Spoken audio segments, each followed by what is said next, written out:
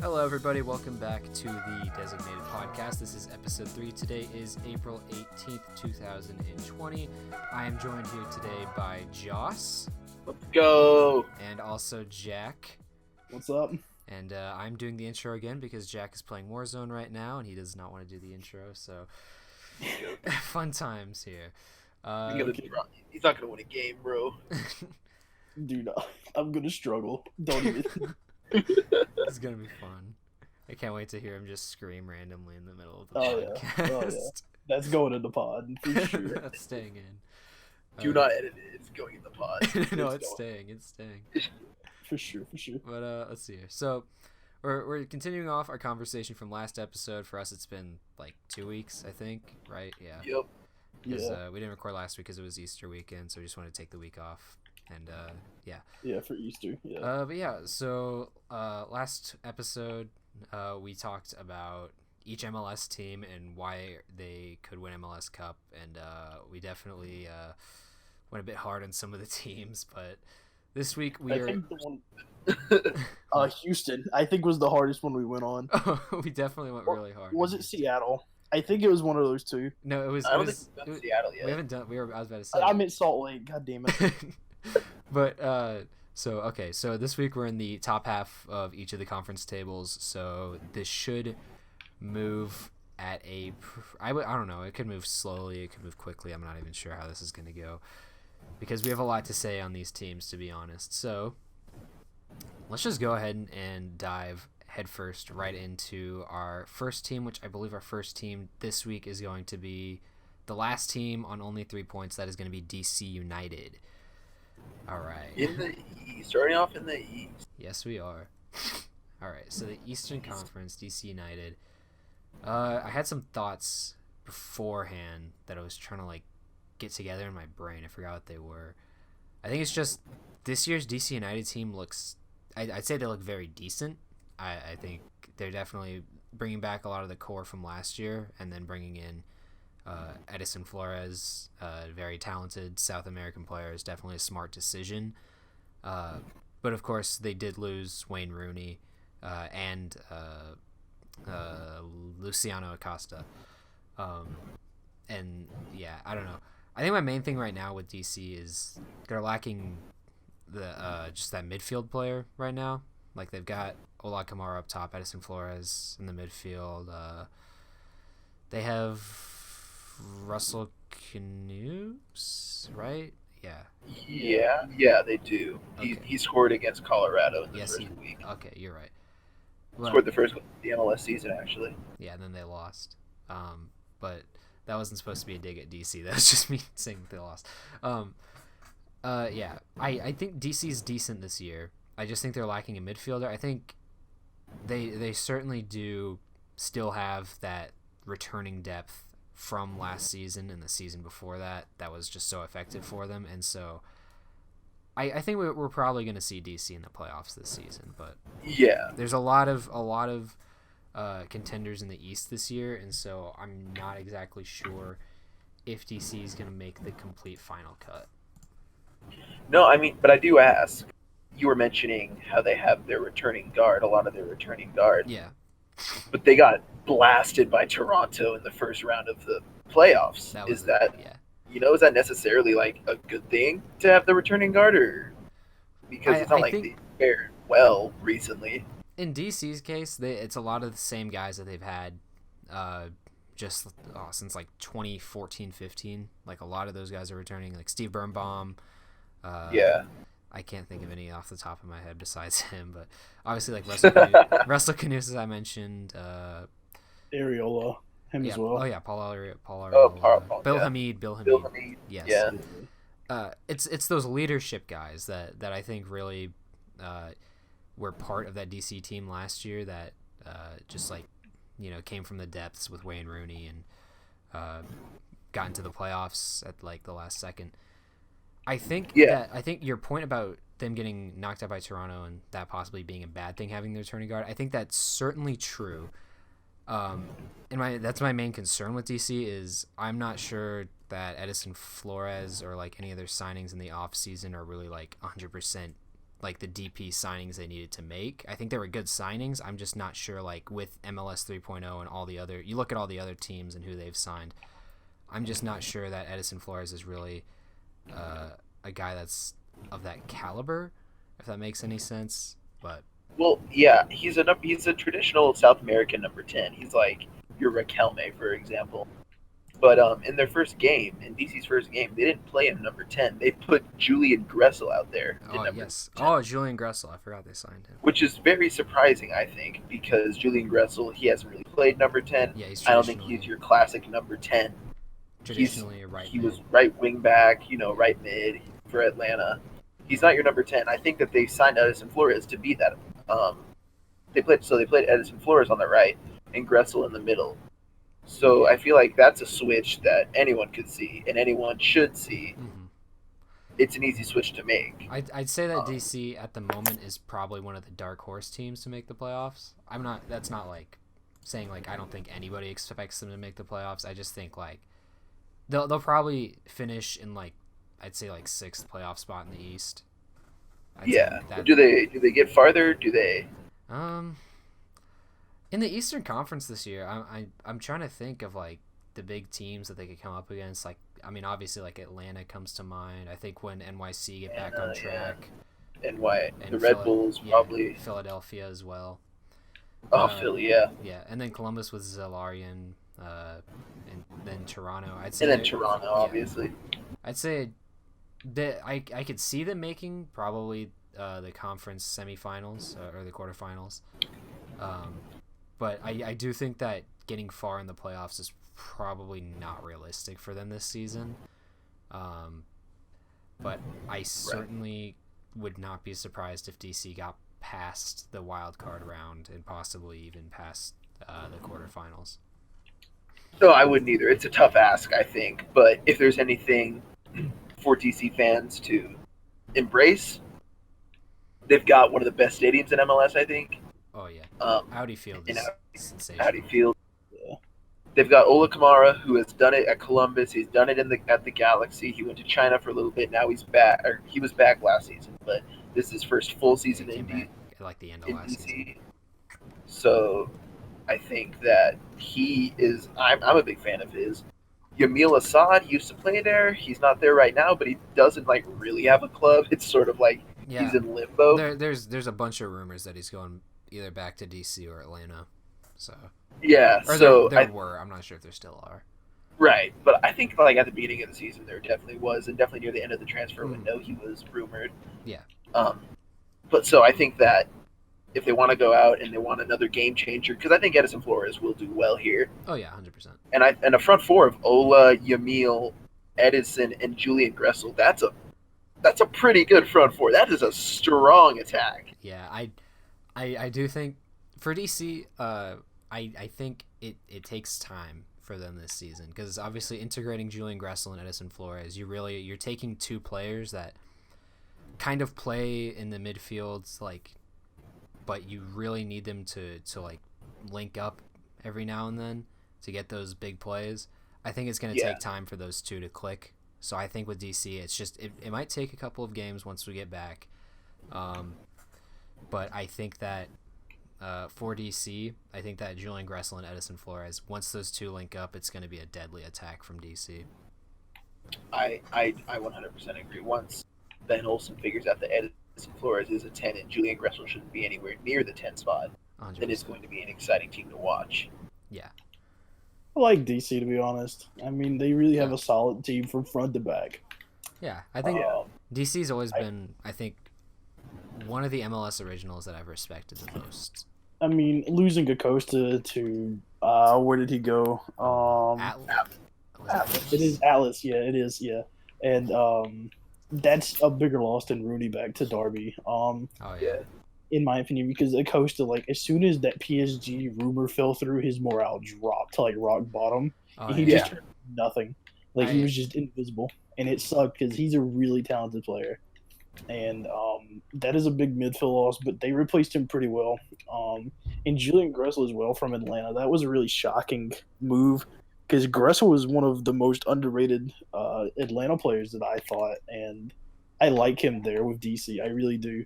Him and Areola on the wings. That's a really good move.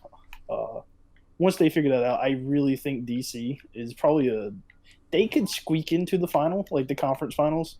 Because like you both said, the East isn't very strong. They have the two giants with NYCFC. The Red Bulls are good. Atlanta's really good, but no Martinez. So I think DC could squeak in, but they could easily make it to the second round, no problem. Yeah. I agree. All right. Because how long has it been? It's been a little bit since they made it to the second round. Oh, it's been a long time because Ben Olsen had those weird years where DC had like the worst finish in MLS history. And then, then he came back and got him into the playoffs, and then it was just kind of like a weird, just like not making the playoffs, but like getting just a spot below it. But yeah, it's been a while since we've seen DC make deep runs into playoffs. But I think we all know that DC is certainly capable of that this season. But we're gonna move on. We're getting to. I think we're gonna get to our first team in the West, unless I'm wrong. There's actually a bunch of teams tied on 4 points and +1 goal differential. So we're gonna start in the West, just so we can go back and forth. We're gonna start with Seattle Sounders. Of course, last year's MLS champs as well. Oh yes. I don't know why I did not think to say that, but I mean, they got a dynasty. They had a dynasty. For like the past 5 years. Seattle, I think, has been a dynasty almost ever since they came into the league. I think, honestly, like when you just look and you see since they entered the league how many Open Cups they've won, and then like now they've won 2 MLS Cups in like the past 4 years. 4 years, I think. 4 years. Yeah, 4 years. Is that? Yeah, 4 years. Okay. Seattle, Toronto, Atlanta, Seattle. Yeah, okay. But anyways, the point is, Seattle, I think, just they're gonna be in the playoffs this year again. Like, it's not even a question. Every time that we think, oh, Seattle, they're having such a horrible start to the season, they always turn it around. And this start to the season is good. They're undefeated, 1-1-0, 1 win, 1 draw, 1 loss.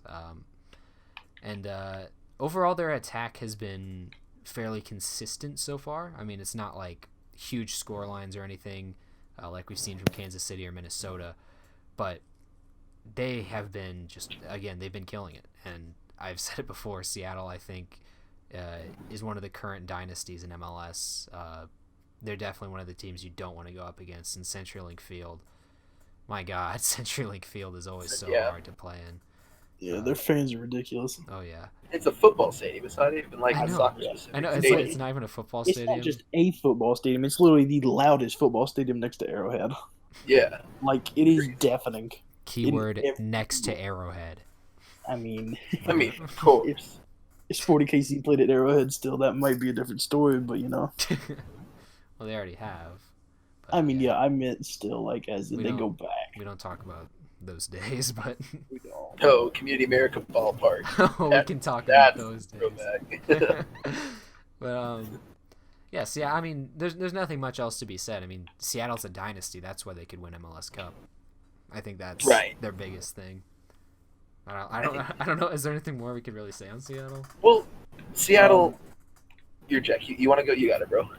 Listen, like the only thing is, I missed the Obafemi Martin days. Oh yes. That's all I'm going to say is that Sounders team was absolutely phenomenal. Mm-hmm. That team, the 2015 Supporter Shield, that team was insane. I miss that team. Yeah. I mean, I don't miss it from normal fan standpoint for us, but like as just a lover of MLS, I mean, that was a really fun team to watch. So, but this team now, they can win. They're just solid. They can win, no problem. 100%. God, wait, I can never remember who the coach is. Yeah, I don't remember. Brian Schmetzer? That's who it is, Brian Schmetzer. Brian Schmetzer, he's lined them up in a 4-2-3-1. That's the formation they played in both of their games against against Chicago and against Columbus. Their key acquisitions and departures, let's see here. Chad Marshall obviously retired last season, so they lose their captain. Miguel Ibarra, they picked him up late, if I recall correctly. Yeah, they picked him up late. They picked him up like, I think it was like 2 days before the season started or something like. It was really close to when the season was starting. But of course, who was the Colombian? the Colombian center back that they signed. Oh, Arriaga, I think is his. No. Hold on. Are you sure about that? It's I do not. Guimar Gomez Andrade. That's what it is. Yeah, not Arriaga. Andrade or whatever. He is, if I'm not incorrect, he's very experienced in Central and South, or no, just South America. But I think he was at was he at Independiente? He was at one of the. It was an Argentinian club, wasn't it? It was the other. It was a different Independiente, but he was with Union Santa Fe down in I think it's Colombia, right? Yeah. Okay, yeah. Or wait, no, I'm sorry. Hold on. No, okay, it says they're in Argentina. Okay, but yeah, he was with them for the longest time, 64 appearances. He's a solid center back. So I think that losing Chad Marshall, you even just look at Andrade. Obviously, you can't replace Chad Marshall that easily. Chad Marshall's a huge influence on the field and off the field, but they brought in a very good replacement for him, I think. Then obviously, the returning cast: Christian Roldan, Svensson, Nuhu, Ladero, Rui Diaz, Jordan Morris, Leardon, Stephen Fry.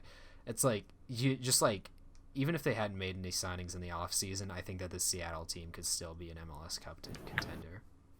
Oh, 100%. I think that one player who surprised me this season has actually been Christian Roldan. He nabbed 2 assists in the first game against Chicago. He was all over the field, really. He liked to drift inwards because he was sort of playing out on the right. But he liked to drift inwards a lot. It's looking even more and more that I think Christian Roldan, he's really trying to get himself back on the national team. I think that's his main goal at the moment, and he's really driven by that goal. You can tell just by the way he stepped up his game last season and this season. And obviously, being in MLS, we know Greg Berhalter loves his MLS guys, so I think that Roldan's definitely going to be back on the national team. But you were right about Arriaga. I apologize. He's their Ecuadorian center back. Oh, yeah, no, you're good. Okay, but anyways. Seattle, they're a dynasty. They could easily win it. 100%. But we're going to move on. We're going to flip-flop back to the East for, I think, a little while. So it's going to be 4 more teams, and we're back to the West. Or wait, no, never mind. Okay. But anyways, Columbus. We're going to go with Columbus. Oh, okay, yeah. I'm not sure. I'm liking this Columbus team this season. Yeah, I will say. I think Columbus's team is just phenomenal this season. I'm just really concerned about what's going on off the field with them, because they've been looking like their ticket sales have been plummeting ever since they got the Save the Crew movement going, which is really concerning.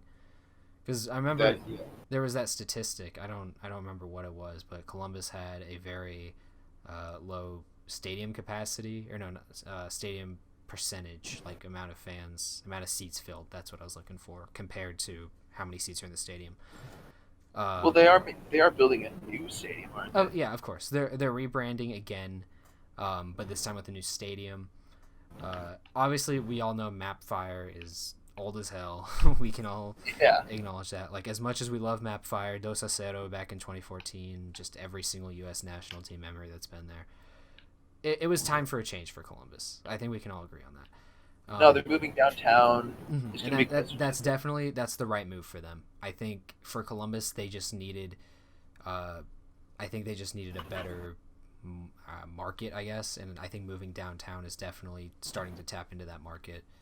Because when you drive by a stadium downtown, you're like, oh, look, there's a stadium. And you're like, who plays there? Right. It's Columbus. They had done well. The fans, the community, the staff, everyone, they've done well to keep the crew in Columbus. I think it was important to do. As much as I'm concerned about that the seat sales, I know that once the new stadium opens, they're going to get all those fans back in there. So as much as I'm concerned right now, and I was way more concerned last season, I think, with this, I think that at the moment, I'm just going to let it be. So we're going to focus on Columbus on the field right now. Yeah. So obviously, Zardes, Zalarian, Darlington Nagbe. Nagbe. Oh, yeah. Nagbe, Pedro Santos. Yeah, I forgot about Nagbe. Harrison Awful, who's like, in my opinion, like the best right back in MLS, and he has been for a little bit now. He is definitely one of the best right backs in the league. I don't know who I'd say is the best right back, but I think now that Michael Murillo's gone, I think that he's definitely up there. Yeah, and it all depends on if Ben Olsen moves Julian Gressel back to right back. That's a good point. For right now, it's awful. Yeah. Me. And I don't know. I think the one thing that drives Columbus forward, they're very balanced. I think their team is very balanced, just in like every position that they have. I think that we can all acknowledge that. I'm trying to think who else. Oh my, no, not Abu Bakar. He left to Colorado. Who's the goalkeeper now? Stefan's gone. Eloy Roux. Oh yeah, so they did a pretty decent job replacing him. Oh, is Valenzuela back this season? Because he was injured all last season. Yes, he's at left back. So they have possibly the best fullback pairing in the league now that Murillo and Kamar Lawrence are gone. I agree. Yeah, I think so. So I think that at the moment it's just their squad depth. It might not be like 100% amazing like Atlanta's is, or just for comparison like that. But I think that the balance in their team is definitely what's going to drive them forward this season.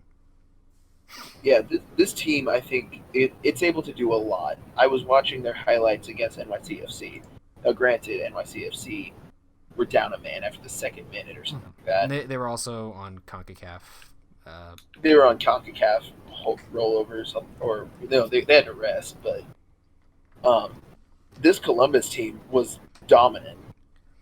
They came out and they held the ball well, but I was most impressed by their counterattacking, because they counterattacked with speed and with precision and accuracy. And honestly, if Sean Johnson wasn't on his game, it would have been 5. Yeah, I have not had the privilege of watching Columbus this season yet. I watched a couple of highlights, like the Zalarian goal, which was insane. Unreal. But yeah, I was like, my main thought with Columbus going into the offseason for them was, if they can just sign like a big midfielder, they are a team that contends for the Eastern Conference Championship. And is that not Darlington Nagbe? Yeah, and then they signed 2. They signed Darlington Nagbe and respect Zalarian. Nagbe. Yeah, no, I'm saying they did. They signed 2 Nagbe. They signed 2 big midfielders, Nagbe and Zalarian. And now I think that this Columbus team, I'm not sure they go all the way and win MLS Cup, but I do think that I definitely see them being in the Eastern Conference when playoff time roll around.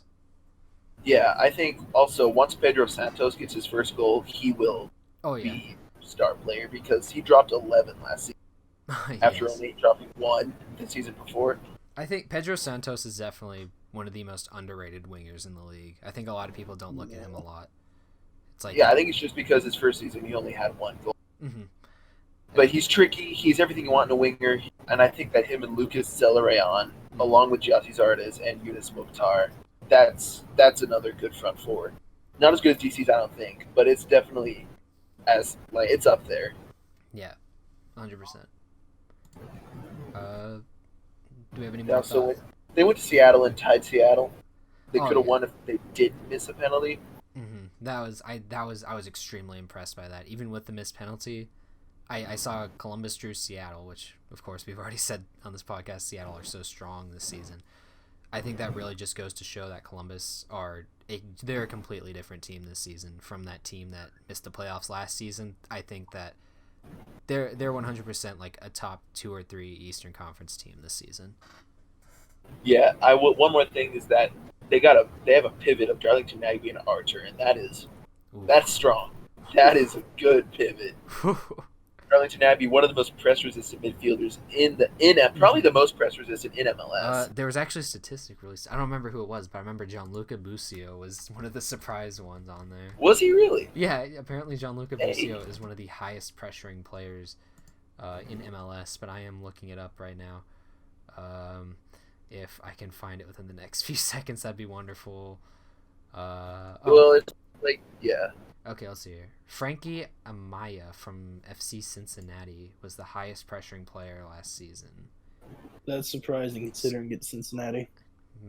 Yeah, they were under a lot of pressure, though, to be fair. Maxi Rudy? I mean... Latif Blessing? Nicholas Mosqueda? I still can't believe Latif. Ladero, Pamukal. Nagby's not on there. That's surprising. Yeah, Scott Caldwell is like... That's shocking. That is. Anyways, we're going to move on from Columbus. We are going to talk about our next team. We're going to go back to the West, and then we're going to go back to the East for quite a while. But we are going to go with LAFC, which we have to say a lot here? I mean, because it's pretty evident, like, we all are in agreement that LAFC is probably one of the strongest, if not the strongest team in the West. They have easily the best squad depth in the West. I think that's without question, honestly. I definitely think that, they are number one contenders out of the West to win MLS. It's like their fans are just so insane. Like, it's really hard to play there. They have everything. They have fans. They have such an amazing stadium, the Bank. My God, world-class stadium, honestly. Get it in FIFA, please. The game we played there last year, that insane game with Diamande coming on and absolutely crushing them. No. That was pain. That was pain. But it's like, I don't experience a lot of regular season pain, but that was one of the games I watched last year and really felt something like miserable, because last year wasn't all like glitter and gold for us. It was a realistic year. It was. And LAFC, they're a remarkable team. They're fun to watch. I really, really think that they can win it all. No problems. I hate to bring up this question in this podcast, but does Carlos Vela retain the Golden Boot this season? With Martinez, yes. Yeah. That's fair, honestly. I mean, and obviously we're gonna have less games, obviously. Once the league comes back, but I mean, who would even be his competition if you think about it? Polito, maybe, if he continues going. Polito, Rui Diaz, Josie. Yeah. Altidore, has he been off to a good start? I wouldn't even include. I was watching him, and he in his first 2 games he's had a lot of chances, just hasn't been able to finish them off. I think Josie out. Oh yeah, once Josie Altidore gets like those first 2 goals, they're all gonna start flowing in. It just takes him like a couple seconds every season, but hopefully he doesn't get injured this season, because that's been a huge problem with him since the World Cup. No kidding. But yeah, we don't really need to talk about LAFC that much. Like with Seattle, they're a huge team, and that's not something that I would say very often about any team. They're just a huge team. And Carlos Vela, back to Carlos Vela, he's gotten 2 goals this season already, and that's just in MLS. That is a good point. And, he's also played in CONCACAF Champions League, which LAFC are still in. Mm-hmm. They're still in I think are they playing Club America? Or are they playing the team that Seattle lost to? Atlanta's playing Club America. So, okay, hold on. So, CONCACAF Champions League 2020, not 2019. While I'm looking at that, let's see here. They are playing Cruz Azul. It's okay. I mean, I think that they've got their front 3 of Brian Rodriguez, Diego Rossi, and Carlos Vela. Mm-hmm.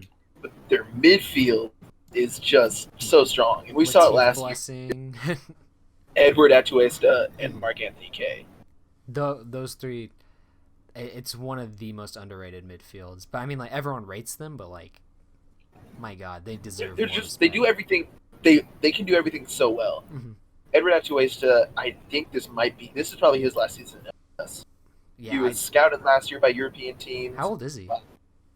He is, I want to say like 24. He is 22. Oh yeah, then he's definitely going to Europe. Like 100%. Yeah, 100%. He wins like almost all of his ground duels. Mm-hmm. He wins about half of his aerial duels. I see him a lot as like prime Carlos Gruezo. I think that's what I compare him to the most. And of course, Gruezo's with Augsburg now.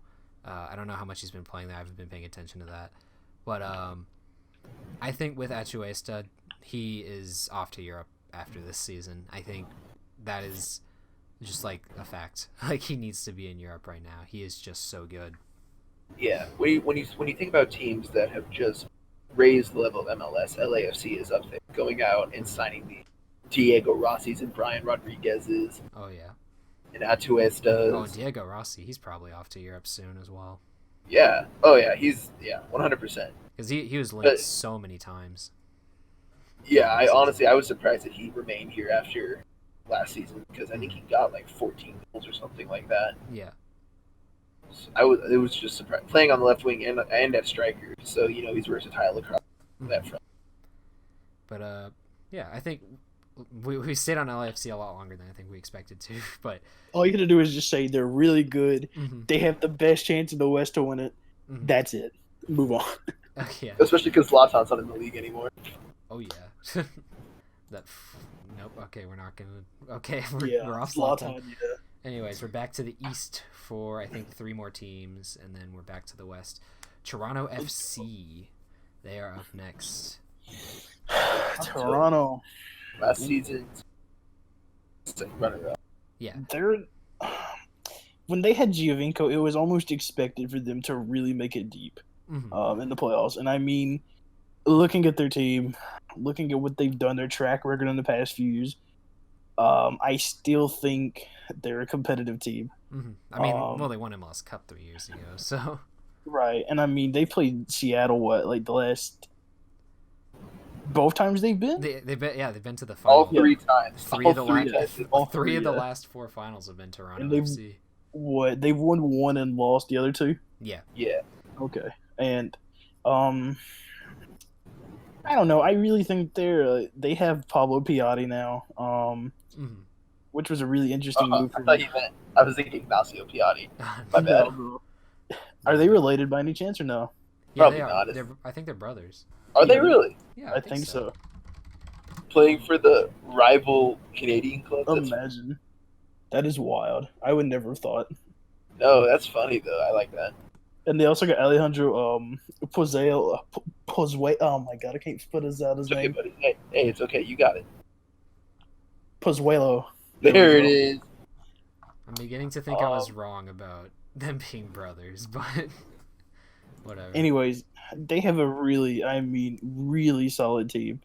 Like DC, I think they can easily make it to the conference finals again. Mostly just because of their history and track record here, but this team's more solid than DC. With the formation they play, like how they're built. Oh, yeah. Altidore up top. I mean, he's very good goal scorer. They have that experience, and I think do. A lot of people look at Toronto and they say that they don't really have that much youth. And it's a very old team. Yeah, but while that is correct, they have just a huge amount of experience. Pablo Piatti, Alejandro Pozuelo, Omar Gonzalez, Altidore, Bradley. They have a team that plays together. They have a team that plays well together and also has experience both in and out of the league. And I think that's what makes Toronto successful over some of the other older teams in MLS. I agree. Yeah, I mean, Michael Bradley hasn't even played a minute this for them. Oh yeah, I forgot. I think he's injured, but they've gone for Jonathan Osorio and Marky Delgado. That's a very good. Oh, but also the youth players that they do have with Osorio and Delgado, which they might not be young anymore, but those two are still just big rising stars. And I think that with Toronto, I just think it's a matter of how they come out in the playoffs. I don't think it really matters where they finish in the Supporter Shield standing. For them, I think MLS Cup is the main goal, and they've shown that 3 of the past 4 seasons, despite not winning it 2 of those 3 times. They have shown that their main final goal is winning MLS Cup. Yeah. They've gone out and they've replaced Alex Bono, which I'm a fan of. I think that goalkeeper was always a troubling position for them. Who did they bring in? They brought in Quentin Westberg. He's a French. Yeah. He's played in League 2, a little bit in Ligue 1. Experienced goalkeepers are always the way to go, I think. Mm-hmm. That's why when was it LAFC signed Vermeer, right? The Dutch goalkeeper. That I thought that was one of the best signings of the offseason, honestly. That was a really smart signing. Mm-hmm. But, he has a lot of experience in the Dutch league, and yeah, I really like that signing. And with the national team, if I'm not wrong. A little bit, but he's behind. Yeah, he's always behind. I can't think. Oh yeah, Zoet from PSV. Oh yeah. And Jasper Clinton. Yeah. And Sillison. Yeah. But I watched them play NYCFC. Sean Johnson once again was man of the match for NYCFC. So that just shows you that Toronto were dominant for all 90 minutes. Yeah. They got caught out on the break a couple times, so if there's anything that they should work on, it's the fact that Chris Mavinga and Omar Gonzalez aren't the fastest. Chris Mavinga is pretty quick, but I don't know what's going on. Yeah, Omar Gonzalez is definitely not like a pacey center back by any means. Yeah. I think I like Mavinga. I think he sometimes just gets a little out of position, and that can cost times. Yeah. But the team's strong. They've got this new signing, who I'm not going to try to pronounce his first name, but Achara. He's number 99. He plays on the left. Scored their goal against NYCFC. He's quick.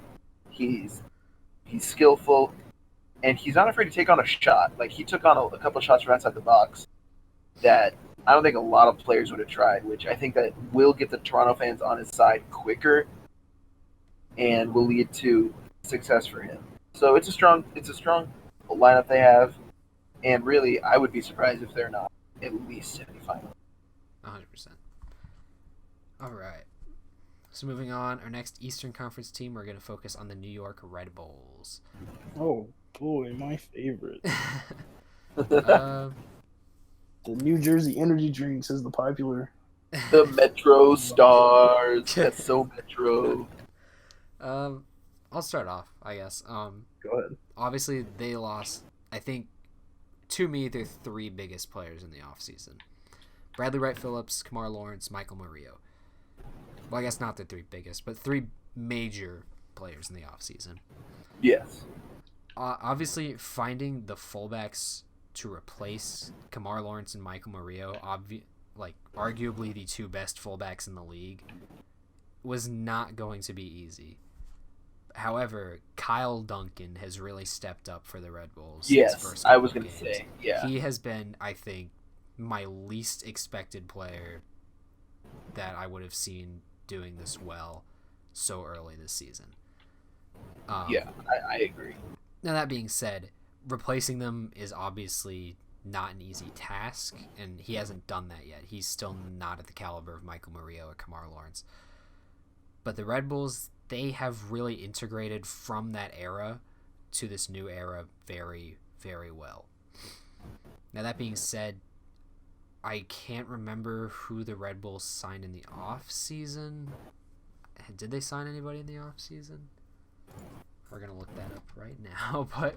They, I don't think, anyone major. Yeah, I can't really think of anybody. Mandela Egbo, who's right back from Germany. David Jensen, goalkeeper to replace. Oh, Luis Robles. They lost Luis Robles, too. Oh, yeah. Jason Pendant. He's Miami. A League 2 player in France. And they have Carlos Rivas back, unless he left again. No, he left again. Okay. Regardless, they saw that they were going to have a fullback problem, and they went out and they signed a couple of fullbacks. But in the end, Kyle Duncan was like, I can step up. I'm going to do that. I just think my main concern with the Red Bulls right now is who is going to play up top, who is going to be their goal scorer. Because at the moment, I don't really see anybody on their roster. Oh, they also got Josh Sims back on loan from Southampton. Just thought I'd mention that for Jack. But I really wanted a reminder. Anyways, just looking at their roster, I don't really see a goal scorer. And obviously, I do. Who would that be? Matthias Jorgensen. So, Matthias Jorgensen. It's kind of tricky with Matthias, and wrong Dutch. He's 19 though. He's really promising. Yeah. I was thinking of the other. They used to have another Danish striker. Did they get rid of him? I don't remember. His last name was. Oh, what? I don't remember. Yeah, okay. I'm agreeing with your point. You can cut that out, but like, so. Oh my god, I can't think of his name. Brian White. Yeah, he was also Danish, but like. It is not Brian White. No. I thought you were trying to mention another striker that they have right now. No, they don't have any striker now. But since he's gone, but like they still. I don't really know who their goal scorer would be. Kaku, maybe. Yeah, but they need a number 9. I think that's they do. They need a proper player up top. Like they really do. They gotta buy one. They gotta use a DP spot if they have one open for one. Yeah, I'm not sure about that right now, but I think once the transfer window opens, their top priority should be a number 9. Like, 100%. Without question. That being said, what could propel them to MLS Cup? That midfield is so strong. Yeah. And their back line. Oh yes, Aaron Long, Tim Parker. Aaron Long also hasn't played this season. He is not. He's been injured, hasn't he? Yeah, I think he's injured. So it's been Amro Tarek who's really stepped up as well. And then now Egbo and Pendant and Kyle Duncan stepping up as well. That midfield, man. Sean Davis, Urzikowski, Kaku, Daniel Ryder. Caceres below. Yeah, Josh Sims, Alex Moyle. I can never say his name right. Alex Moyle. Mule. Yeah, Mule. Yeah, I can never say it right. And Florian Velo. It's such a good midfield and it's such a strong center back pairing. And once those fullbacks get linked up, I think that all it takes is a number 9, and this Red Bull team could probably make a playoff run this season. Yeah. Also, Kyle Duncan is the cousin of Tim Weah. So is he actually? He is. I did not. That explains why Kyle Duncan is goated. I'm a big fan of Kyle Duncan. I actually really am. All right, but we got. You can move on. But I was just gonna throw in it. Kyle Duncan was a fantastic replacement at right back. He's a quality player. I just did not expect him to be this good, but he really is. Yeah, he's quality. Dude scored. He scored on his debut from right back. That's crazy. Yeah. But we're going to move on to the final Eastern Conference team before we get into the first place team, which is going to be Montreal. Thierry Henry's Montreal. Thierry Henry. I will say. I mean, I really don't know where to go with that, but they have a fantastic coach. Thierry Henry. Thierry Henry, we all know that this was his job that he was thinking... or that he's trying to redeem his coaching career with. We all know that. Yeah, and I mean, he's French, Montreal. That being said, French. Yeah. He has done a fairly good job with Montreal this season. I think that we can definitely... I am trying to find their transfers, but I cannot find it. There we go. Obviously, they brought back Safir Tater. Bojan as well, Victor Wanyama, which they signed right before the break, but I think he played in the CONCACAF. Did he? Yeah, okay. Romel Kyoto, they brought back Tabla on loan from Barcelona. Brelt Geard, the very young right back from Lyon. Let's see here, who else? Is that on loan or is that a signing? It doesn't say, but I thought they signed him, which would be a very good signing. One thing I really like about Montreal, dude, if he's lining up in a 3-4-2-1, and I just love this formation. Yeah. Any formation that's like a formation. That can, go from like a 3-back to a 5-back. I'm just a fan of. It's one of the most bold formations, I think, and it really throws you off guard when you see it, but he is smart with this Montreal team.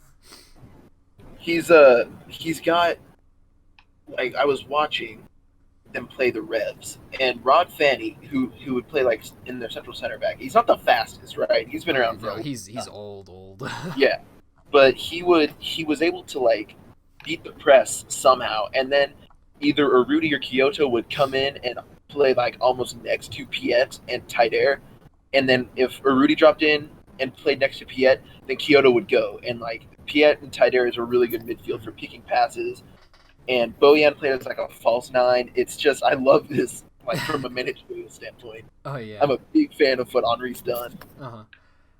Henry's playing style, I just purely say is bold. I think that's the one word to describe it. Because I mean, like with Thierry Henry, you had a great stint assistant coaching at Belgium, and then you go off to Monaco and you have not such a good stint. In fact, an awful stint. You're coming to MLS to revive your career. You need to be bold with your tactics, and I think that Thierry Henry has just done exactly that, and he has revitalized this Montreal team. Yeah, and I mean, who is this Urruti that he's got? I know, man. Urruti, he has been just insane this season. It's weird. I don't think we've seen this Urruti since his Timbers days. Oh, yeah. I would say so as well. I sometimes forget he was at the Timbers before Dallas for some reason. Yeah. But yeah, I mean, his goal against the Revs, where he lobbed it from about maybe like 25 yards. That's unreal. That was insane. But apologies, my allergies are just now kicking in, which is wonderful for recording a podcast. But it's fine. Don't even mention it. Yeah, but I do want to mention one thing about Henry and his stint at Monaco. I know it's outside of our jurisdiction, of course, because MLS, and this is MLS only usually. But I think that Monaco stint was like pretty much just cursed. Like he was not ever going to keep a job there. He was not given a good situation at Monaco. He was not. That was shit. No, he wasn't. They were in the relegation zone? They were in relegation. Their team was outside of the transfer window. Yeah, falling apart. It was the season after the Mbappe, Falcao, Bernardo Silva, Ben Mendy. Bring me back to those days. Semi-final season. That Monaco team was insane, even though they destroyed City. But we're not going to talk about that. No, I will say that Henry, one of my favorite players to ever come to MLS, because he was one of the ones that came in, even though he was probably getting paid a lot. He tried hard. We talked about this in episode 1. Was it me who talked about it? In the Rushmore episode? Yeah. I don't even remember. Hold on.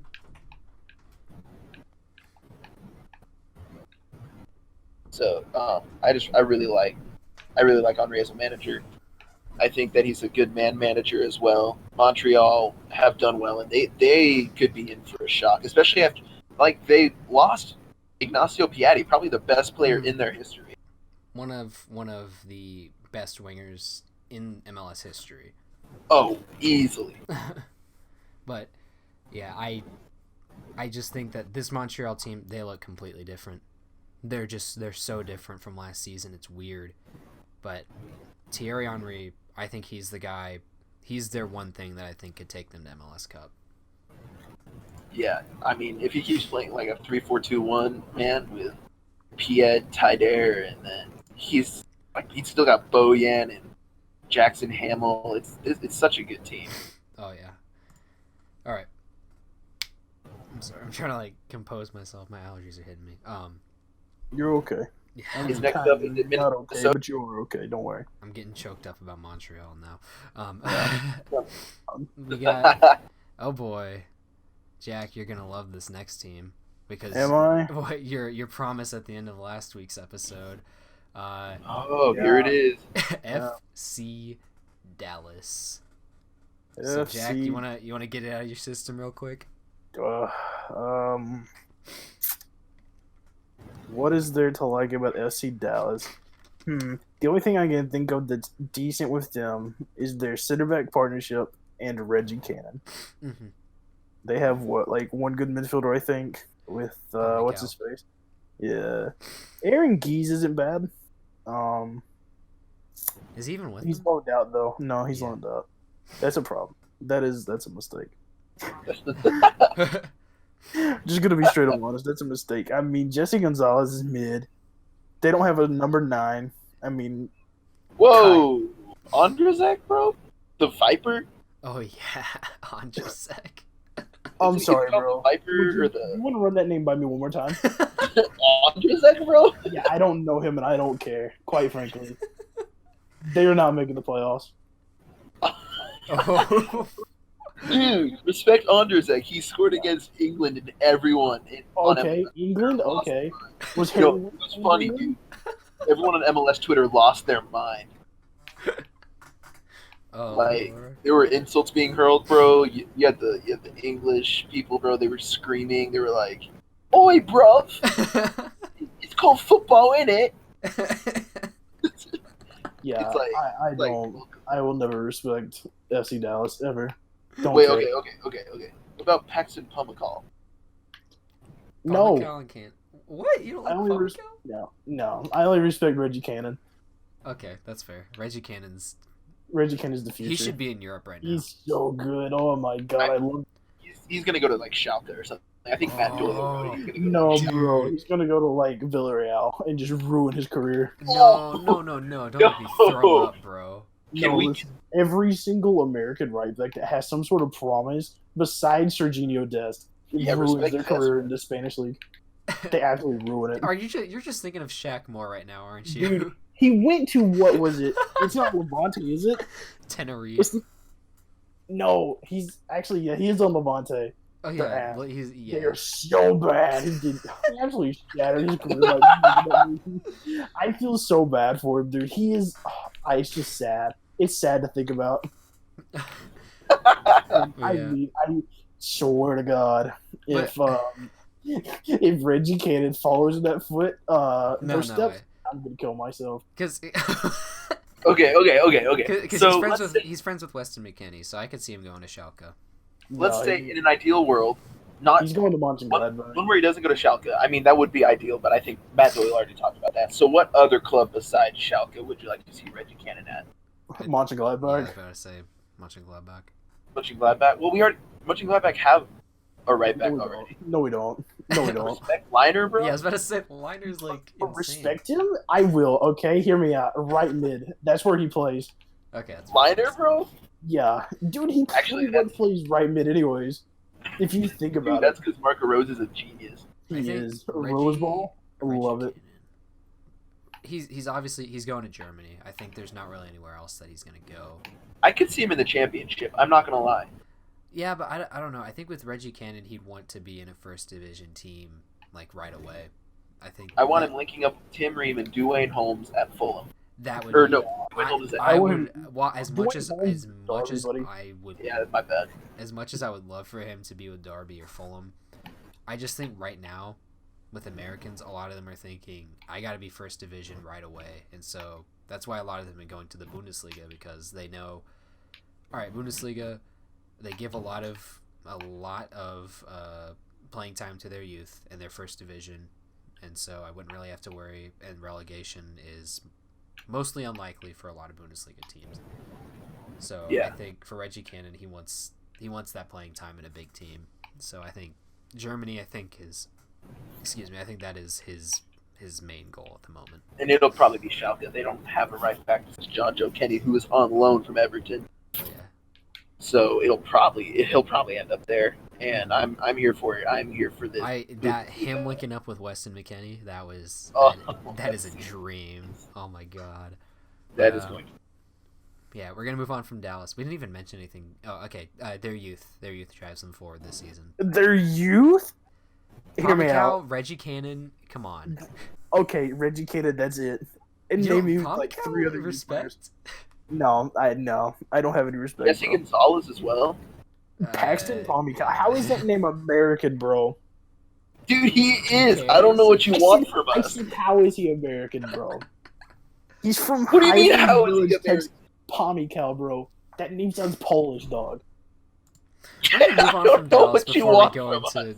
We should move on from Dallas before we go into uncharted territory. He's American. Fucking Josie Altidore, bro. What? We're gonna move on from Dallas before we hit territory that we shouldn't hit. Yeah. Do we want a West team, then the final East team, or do we want the final East team? Then we're gonna talk about the last 3 West teams. Let's just say Atlanta. Yeah. Okay. Well, I mean, just knock out. Let's go. Atlanta United. I'm gonna let you guys start. Who's next? I missed on that. Oh, Colorado. Oh wait, no. I thought we were talking about. No, we're gonna do Colorado. Okay, you guys can start with Colorado real quick. The Rapids. So, yeah. I'm still upset about the whole Diego Rubio thing. We don't talk about that. We don't talk about that. That was a horrible. They have a really solid team. I mean, they have Corte Ford, they have Kellen Acosta, Austin Kaya Kamara. If he can really get in the rhythm, he's still good.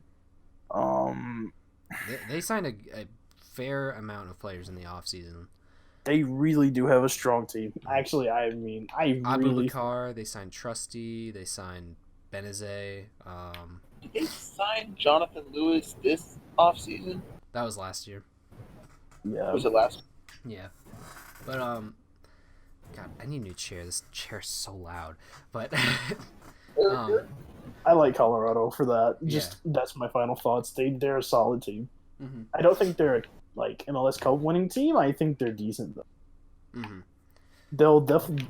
I think they might make the playoffs. It's like a 60% chance. I think they'll sneak in this year. But just like with past Colorado teams, their most important thing I think this year is that they need to focus on a playoff run. Obviously, get on that playoff spot, but once the playoffs come around, they need to be just 100%. I think that's the main thing, and that was the big problem with that Rapids team that made the playoffs a few years ago. Is that when they made the playoffs, they just didn't really look like they were trying to go all the way, if that makes any sense. But no, I think that this Rapids team, this Rapids team looks committed. They look committed. Yeah. Yeah. No, I think there is a coach, Robin. I don't want to say their coach because I don't even know. I think is it Robin Fraser? Yeah, Robin Fraser. Bro, I'm a G. So Robin Fraser's their coach, and I don't think he was their coach last season. I think he's newly appointed after the Rapids missed out on the playoffs last season. But there was a period in like late June, early July where the Rapids were genuinely the most fun team in MLS. Oh, yeah. And I think that we're back to that. We're back to the set pieces. We're back to the 94th minute winners with Jonathan Lewis and Drew Moore. Jack Price has been their best player. They've got Andre Shinyashiki, who burst on the scene last season, but he's cemented his starting position this season. So again, they're really fun to watch. I think that we are seeing that, and they went out and they, like you mentioned earlier, Jules, they signed Abubakar, which was necessary. I think he's a great partnership for Drew Moore. They've got a solid goalkeeper in Clint Irwin and Trusty as well. Yeah, and they've got Sam Vines, who I think is. Yeah, they made 3 center back signings. I just realized that. Sam Vines, who I think is probably he's in the talk to be left back for the national team. I think a lot of people, when they didn't recognize Sam Vines with the Rapids, I was kind of surprised, honestly. Like, because Sam Vines, he is a solid left back for Colorado, and he's young. He's very underrated, but I think with the national team at the moment, with Robinson and Dest, of course Dest can play left back as well. But I think, I think that if one of those guys gets injured, it's Sam Vines that needs to come in for the national team. I want to see Vines in the next camp, whenever that is. Yeah, but I think for the Rapids, they have good squad depth. I think that's a big thing, and that's something that I didn't really realize until this season, was that they have pretty good squad depth. Like we said, they signed 3 center backs this season. So I think with the Rapids, the one thing that they need to carry them forward at the moment is, I think they can live without it, but I think they need a big DP signing. And I think part of that comes with the fact that I feel like Colorado needs a rebrand right now. I've kind of felt this way for the past couple of years, but I don't know. I mean, you see all like the classic MLS teams rebranding, and Colorado's just kind of like stayed the same. So, I mean, I don't think it's really talked about that much. Robin Fraser has a 77% win percentage with the Rapids since taking over in August. That is not talked about enough. 7 wins and 2 losses. That's unreal. That is just mad. They could have gone far if they had appointed Robin Fraser earlier. Yeah, I think this season with Robin Fraser as their head coach, this Colorado team can certainly make a playoff run. Where do I see that going? Maybe the conference final. I think honestly. Well, that's bold. I think that's pretty bold. They at least make it to the quarterfinal. That's it. They're ropey. Their defense is still a little ropey, I think. I mean, they conceded to Orlando, so it's kind of roped. Oh yeah, but I think once that defense starts to click together with Abubakar, Drew Moore, and Austin Trusty, then I think Colorado has just a well-rounded team, and I think that they could really go forward with that. Yeah. Before we move on, I just want to say that we might be I would be a huge fan of Colorado making it to the playoffs just on set pieces. Oh yeah, they are one of the best set piece teams in the league. I think that would be prime the MLS, if you know what I mean. The MLS. The MLS. All right, but we're going to move on. Our final Eastern Conference team is Atlanta United. I think on the United Colorado. Yeah, I want to agree with Julia. This one squad depth for sure is going to be the one that carries the weight. Mm-hmm.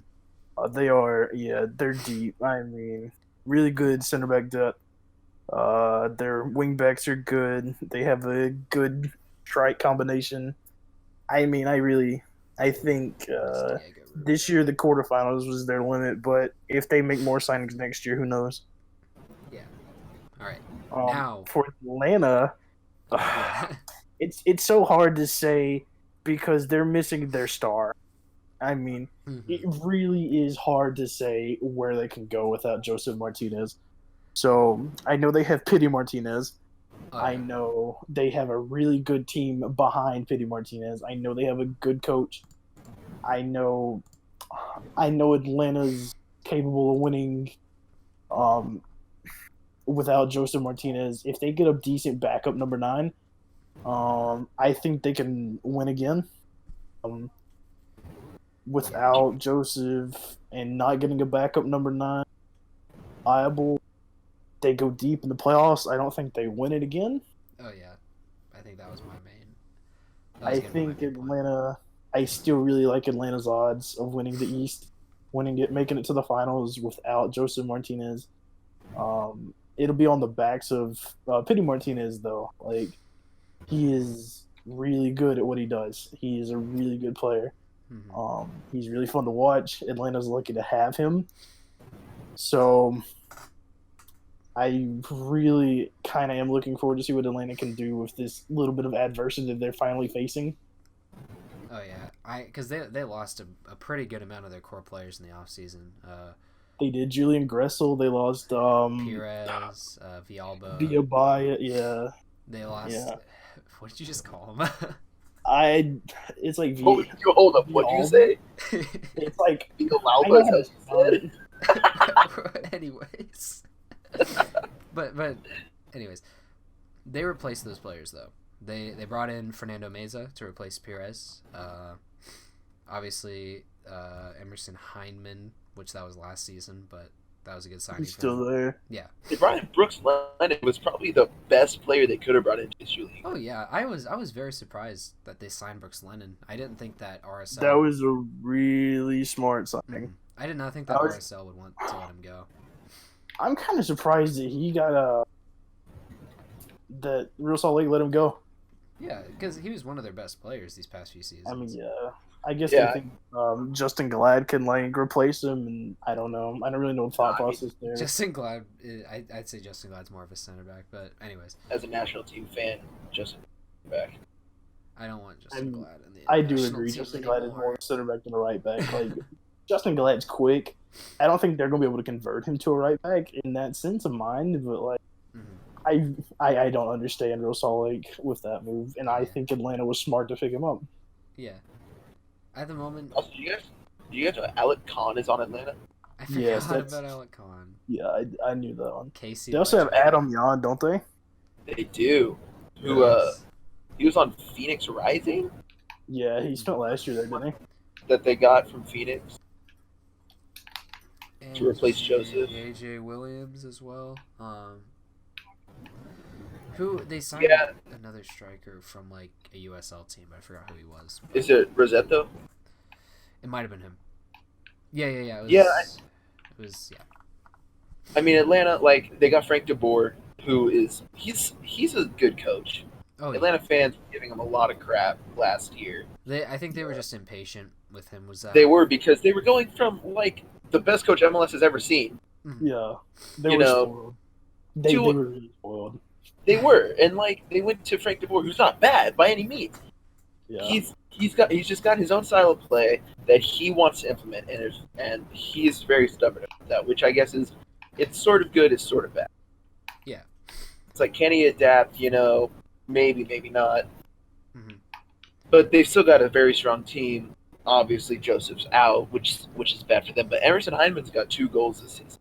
Oh yes, get him on the national team.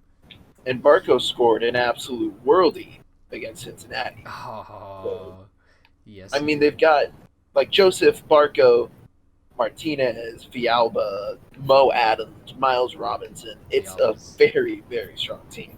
Villalba's one of them that left. Yeah, and I will not be surprised if they make. Yeah, I'm still kind of split on Atlanta, because we know Atlanta has everything they need to make a playoff run. It's just without Joseph Martinez, and Miles Robinson's out right now. We don't know when he's coming back. I think if Miles Robinson doesn't return by the time where MLS is back in play, I'm not sure how far Atlanta go.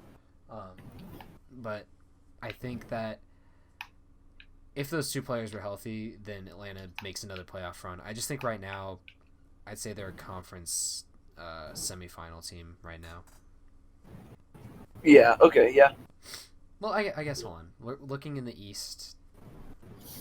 Yeah, I'd say conference semifinal. I'm sorry, I keep going back. I'm like, but anyways. Really, I think they make it to the conference finals. Like, I don't know. Yeah, I wouldn't be surprised. I just think I'm gonna be just realistic with that. Even without Joseph Martinez, I think they can do it. No problem. Mm-hmm. If they get a striker in on loan for the rest of the season, then they make the conference final 100%. But we're going to move on to our last 2 teams, which this has been a very long episode, but we are going to go first to Minnesota United. So the nicest rivalry in MLS. This is the last 2 teams we get to talk about. Which Minnesota. I like Minnesota. I do. I really like Minnesota, and I'm sad. And that's what makes us the nicest rivals in the league. Yeah. They have Iko Para. We don't talk about that. I know. I mean, we sold him for cheap, too, is the worst part about it. Yeah. I mean, at that time, it felt like, that's a fair amount, because Iko Para was coming off a really down year. But otherwise, looking at the Minnesota roster, they score goals for fun this season. They do. They have Robin Laud, the Finnish international. They have Iko Para. He's a really good goal-scoring center back off of set pieces. He showed that 2 goals in 1 game. Right. They have Kevin Molino still, who's decent. They let go of Quintero. He's where now? Houston. Yeah. Like Ozzy Alonso, Gregus. Ozzy Alonso is still a really solid defensive mid. Finlay, Edwards, Hairston, Mason Toy has still been good. They brought in Aaron Schoenfield from Israel. Yeah. It's a solid team. It really is a solid team. I think they're the most team. I think so far this season they're the most fun team to watch. Oh, without a doubt. And their fans too, I mean. I love Allianz Field. Their fans. Allianz Field's probably my favorite new stadium in the league, but it is a spectacular stadium. Yeah, I mean, we look at the signings they made in the offseason. Tyler Miller, let's see here, who else did they bring in? Personally, while you're looking at that, I think in the recent expansion years and the expansion teams MLS has brought in, I think Minnesota has been my favorite one.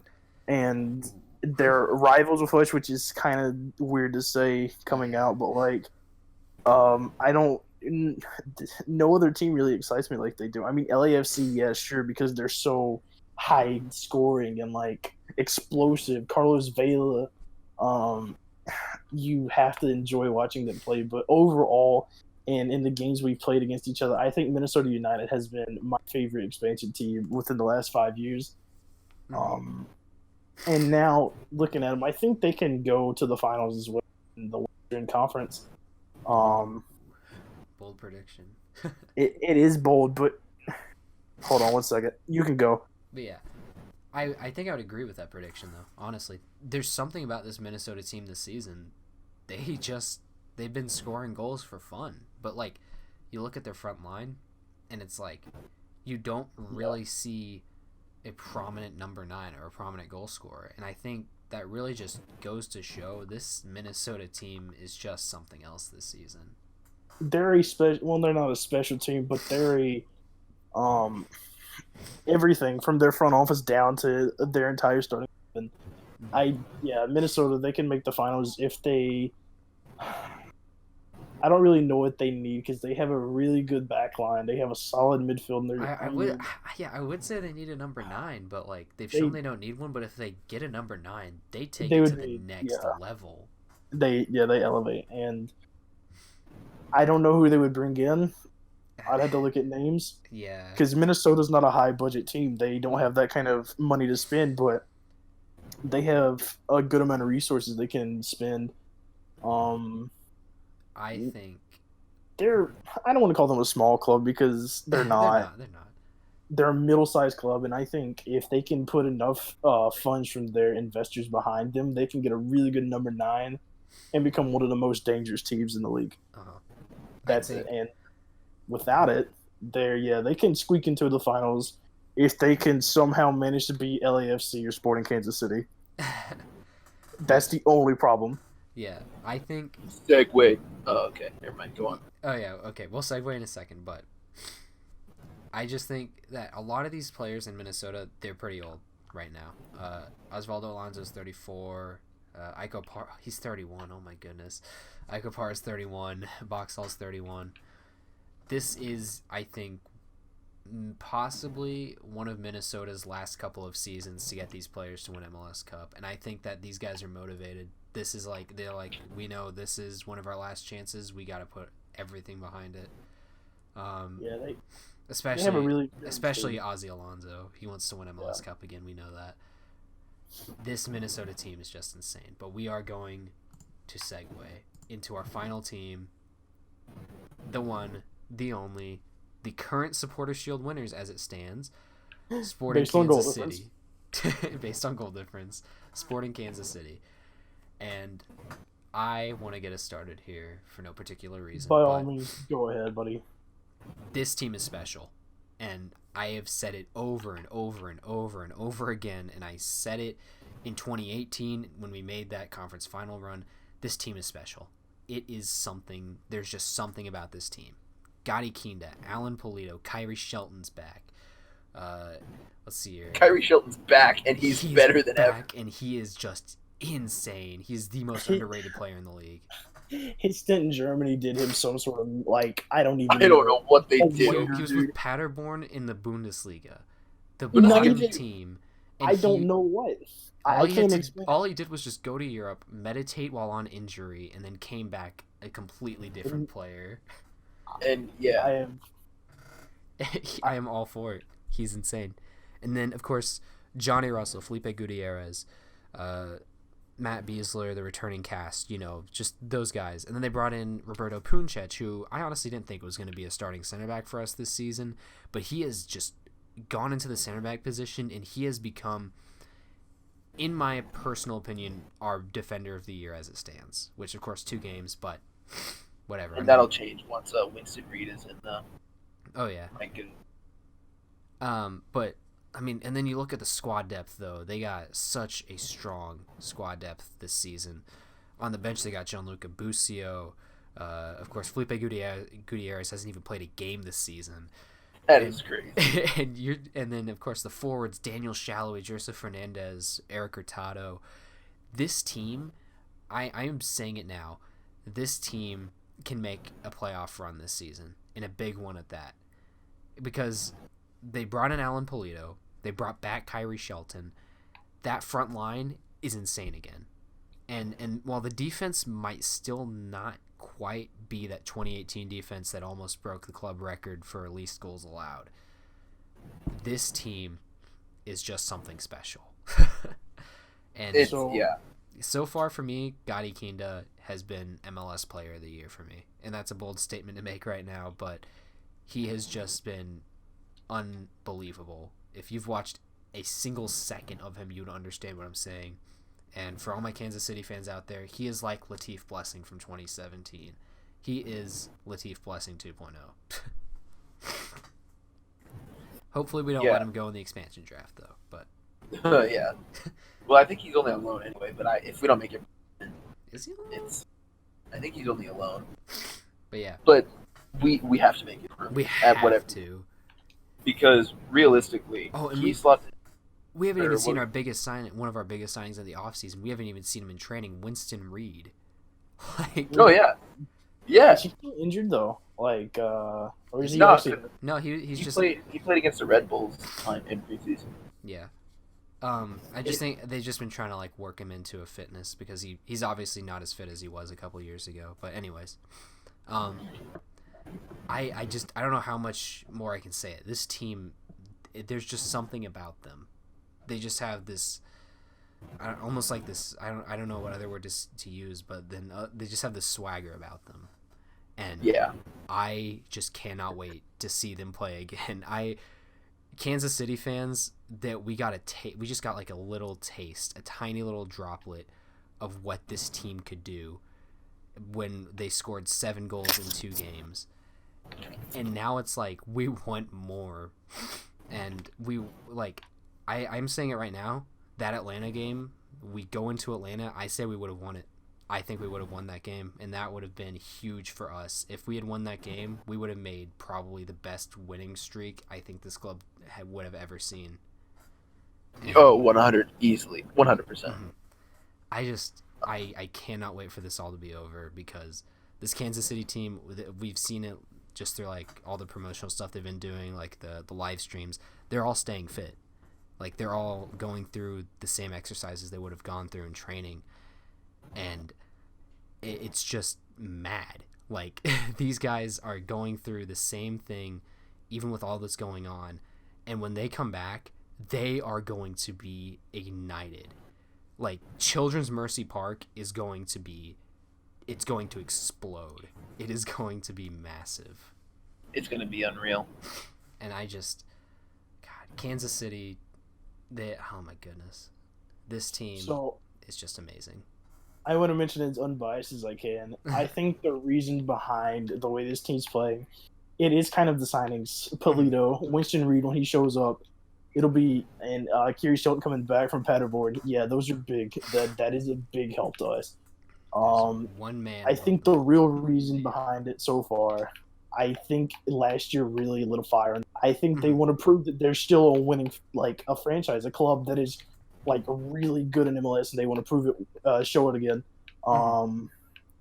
So now, after that miserable last year, missing the playoffs, now they're proving it. Now they're proving what they could have done last year, and now what they should have done all these years with Vermes. And now that we have that number 9 with Alan Pulido, I really, really, really believe Sporting Kansas City can do it all. It has been 6.5 years since we last won an MLS Cup. 6.5 years. It has felt so much longer than that for me. But I think that this team finally gets us another MLS Cup. And it's also been 3 years since our last trophy with the Open Cup. And Vermes, we know Vermes hates going more than 2 years without a trophy. So I'm just saying, whether it's the Supporters Shield, whether it's MLS Cup, whether it's the Open Cup again, I think that regardless of what they win, this team is, I think, on its way to becoming a potential MLS dynasty. I don't want to speak too soon. But if this team wins any trophy this season, then I think that's going to kickstart something that's just going to be a chain effect for years to come. I mean, statistically, when Johnny Russell's the worst player in your front three, it's just that's saying something.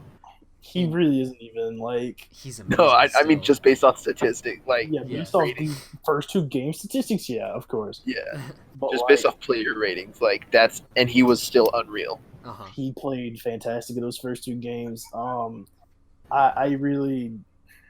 I think if we can keep this core together, minus Winston Reed's loan deal, of course. Yeah. Sporting Kansas City is going to be a MLS dynasty. I really think that. That's my biased take. Yeah. Obviously, of course, I want to see the best for my team. And we haven't even talked about the youth of Kansas City yet. We haven't. And Busio, Lindsay, Polskamp, Kuzane, Shallowy. Maybe Shallowy comes back. He's too young, so he's 22, I think. He's still really young, and I mean, we don't have any. Do we have any really good center back youth center backs? No. Graham Smith. No. Graham Smith's 26, dog. He has a wife and 3 kids already. He's got a mortgage. Bro, he's got his own house in Overland Park. Respect him. I don't mind Graham Smith, but he's not young anymore. I can't call him a prospect. I can't call him a youth center back. From an unbiased point of view, I think even I've seen a lot of fans in the league just say Kansas City, there's something this year. They are. I think people can finally see that once we finally have a number 9, top tier number 9, that is it. That's all we needed all this time. I mean, Dom Dwyer, don't get me wrong. I love Dom. Played here. I have his autograph on a jersey. Dom Dwyer was one of my favorite players. I almost idolized him when he was here. He was so exciting. He was all for the club. He played his heart out. Dwyer. I can't say anything but nice things about Dom Dwyer. I really can't. And it really, it hurt me when he left Orlando, but Polito, knowing his track record, knowing what he can do on international play, knowing what he can do from a club, just pure goal scoring form. He is arguably, if this full year plays out and he just continues playing like he did in the first 2 games, he might have a case already for being one of the greatest strikers Kansas City has seen. Mm-hmm. Yeah. And we've had a lot of good years with strikers. Preki, we haven't had Dom Dwyer, Kai Kamara. Come on. We've had some of the most iconic, well, not iconic, but a big MLS striker names. Mm-hmm. And just Polito is different. I mean, that is all it took. That's all we needed this entire time. And no one's really noticed that except for KC fans. And now people on the outside looking in see that Kansas City, once they got that player that they wanted and that they needed all these years, it's it. It's over for the league. It's over for the league. I mean, I said that last year when we won 7-1, and then don't talk about that game. But it brings back too many painful memories. Pull up the tweet. Me actually don't pull up the tweet. But anyways, old takes exposed. That Vancouver game. I mean, I really thought the world of this team. This is it. We're still good. I was confident from kickoff, which was weird because we didn't have a good preseason. I was like, we're gonna win this game, and I don't know why. I just felt even when the ball kicked off, I was like, all right, this team's different. We're winning, and I was just so excited. I've never felt so excited to watch soccer in Kansas City. I don't even think I've ever been this excited. I think MLS Cup 2013 was the last time I felt this from Kansas City. And it just really goes to show this team, I don't know how many times I can say it, this team is special. And I think that really that's all we can really say for right now. But yeah, it's wait and see. Yeah, so we have now covered every single 26 MLS teams, why they can win MLS Cup, why they couldn't win MLS Cup. So yeah. Can you believe we're about to be 30 teams in the league? I don't like it, but hear me out. we do need promotion relegation. Pro-rel or divide the conferences again. I would prefer if they did pro-rel personally. There's so many MLS teams that shouldn't be MLS teams. I mean, no. I will die before I let pro-rel hit MLS. We're gonna talk about that some other time because we are at an hour 25, I believe, right now. Yeah, I didn't want to bring it up tonight, but I did kind of want to mention that's a future topic, and I kind of would like to mention that going forward. Like, the teams that shouldn't really be MLS, but they are. I can think of one right now, and I'm looking straight at their logo. We will talk about that next week. Orlando. I thought you were going to say Dallas.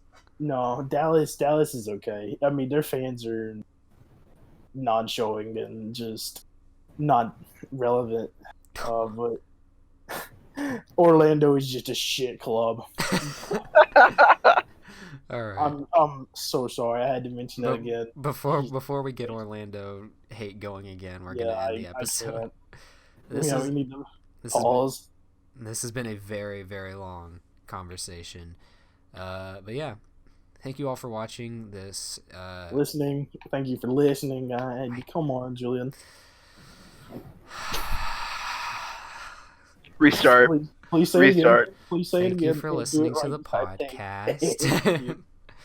But yeah, this has been a wonderful 2-part discussion that we have cut between like 3 weeks. So I think I thoroughly enjoyed this part more than I did like the bottom 8 or whatever. Oh yeah, 100%. Because it's so much more to talk about with these top teams and all the potential they can go. Like the sky's the limits for all 12 teams we talked about today. Mm-hmm. I really want to. Besides Dallas, according to you. Well, yeah, I don't want to talk about Dallas again. Thank you for reminding me. So yeah, I'm ready for MLS to come back. That's my final statement. Oh, yeah. I'm ready for soccer. I'm ready for football around the world. Yeah, I miss it the most. We're probably going to talk about the break a whole lot more next week, but for sure. Yeah, that's all for this podcast. Thank you all for listening or watching if you're on YouTube right now. But yeah, if you guys enjoy this, please make sure to stick around. We do have more podcasts and more content coming right at you. We're just getting things started here, so over these next few weeks, it's really going to start picking up. But yeah, make sure you stick with us. Leave a big old thumbs up if you enjoyed. But yeah, coming from you live April 18th, this has been Jules. And Jackson.